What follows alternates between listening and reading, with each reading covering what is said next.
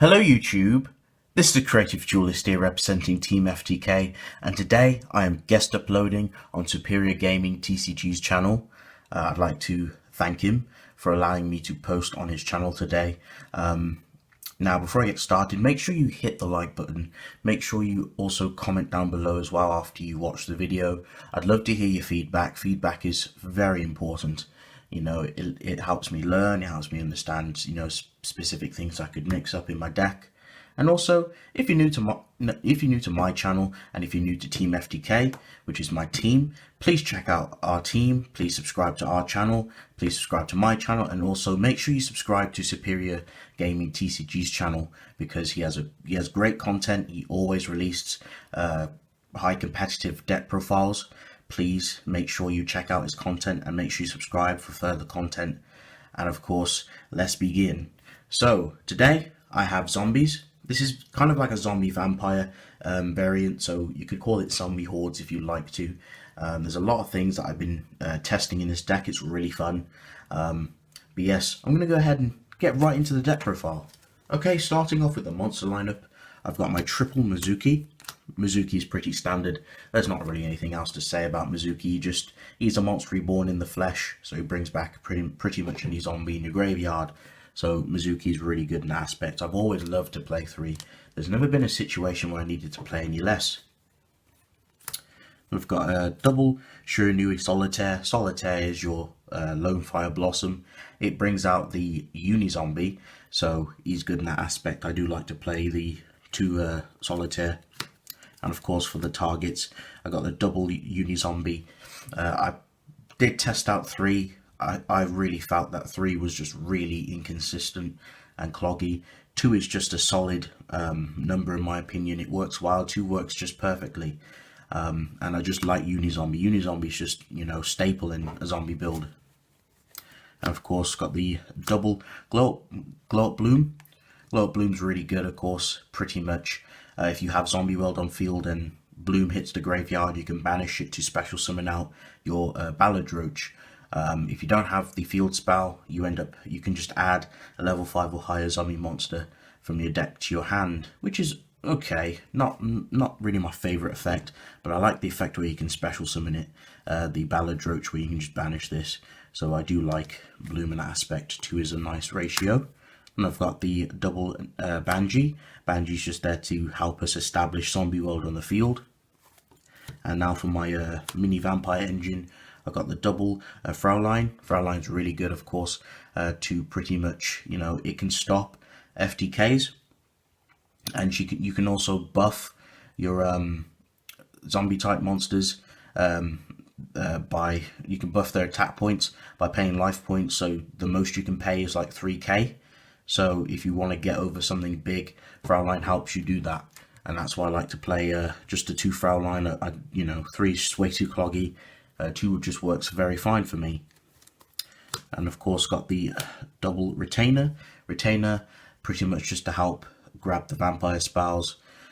Pretty nice in that aspect. And then the double Familiar to search for the vampire monsters. So Familiar does its job really nicely. Then I've got the double Gozuki. I love Gozuki. Gozuki at 2 is very strong. It's a foolish burial for any zombie monster, and if it's pretty much sent to the graveyard, you can banish a zombie monster in your graveyard to special summon a zombie monster from your hand. Really good if you hard draw Ballad Roach, or you end up bricking Ballad Roach, so you can just bring it out for free, so it unbricks your hands. So I do like to play the Gozuki. And speaking of the devil, or the zombie himself, the Doom King Ballad Roach, really good, very disruptive during your opponent's turn. I love Ballad Roach in this build, being able to negate an effect or banish a monster in the grave or field. So it's good against, like, it's good for removal, which is pretty cool. I love Ballad Roach in this build. And then pretty much I have just the final rest of the zombie, the vampire engines. I've got 1 Grace, 1 Scarlet Scrooge, and of course just the 1 Zombie Master, which is my little tech. I know people kind of don't play this anymore. You don't have to, but I like to play a Zombie Master. It can come in handy sometimes, and these do their jobs accordingly. So that's going to round up the whole monster lineup, folks.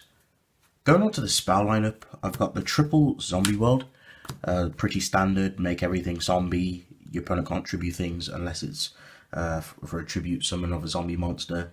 So zombie world comes in pretty nicely. I love zombie world, good against a lot of matchups, especially decks that need to tribute things.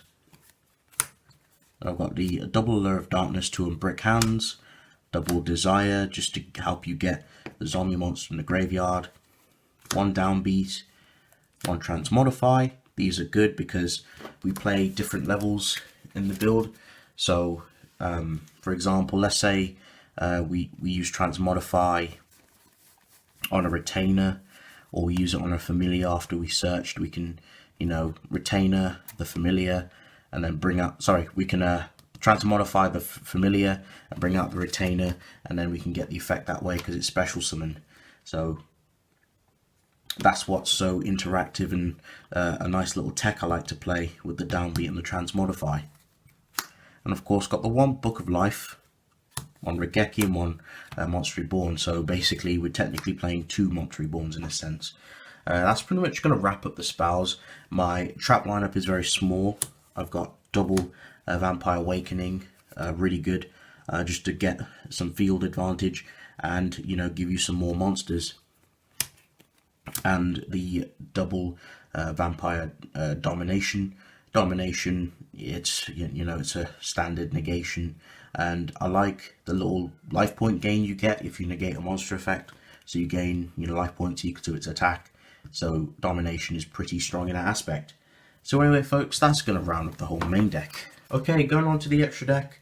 For the link portion of the extra deck, the 1 Borolo Dragon, 1 Seryuja, and I've got the double Vampire Sucker, really cool. I love Vampire Sucker. There's a little combo you can do. So if Baladroach is in grave and you've got Sucker on field and you've got the field spell, you can bring back the Baladroach, Sucker will trigger, and you can chain the effect of Baladroach. So Baladroach, you can banish something on your opponent's field, and then Sucker will allow you to draw a card. So I just like the little combo, just to it gives you pluses. Synchros, 1 Necro Dragon. I rarely make this. There are times where you don't even need it, but it's there if you want to. 1 Sign-Frame, well, sorry, one Sign-Frame Lord Omega. 1 Shiranui Shogun Saga, really good when you want to push for game. And 1 Void Ogre Dragon, it's like a Shien. If you've got no cards in hand, you can negate a spell and trap for free if your opponent tries to activate one. And then of course 1 Beazle. Beazle is just an annoying monster to deal with.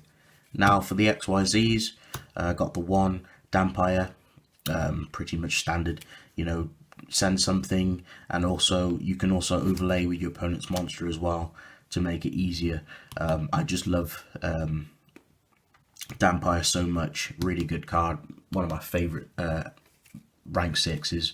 Got the 1 Dragulus, the 1 Strike Bouncer, 1 Beatrice, 1 Vampire Bram, and then of course I got the 1 Exoton Knight. Exoton is just he's like my backup plan, you know. If plan A don't work, I got plan Z, so he comes in handy. But yes, folks, that's going to round up the whole main deck, extra deck, and the whole profile, folks. So thank you all for watching. If you folks enjoyed this video, please remember to leave a like, comment down below. Feedback is always nice to hear. Tell me your thoughts down in the comment section. Make sure you subscribe to Superior Gaming TCG. Again, I'd like to thank them for allowing me to upload on the channel. Thank you. Our team appreciates it. And of course, make sure you subscribe to Teamftk for further content. We make great content also. So anyway, folks, this is the Creative Duelist representing Teamftk, signing out. Peace. We can make a wildfire getaway.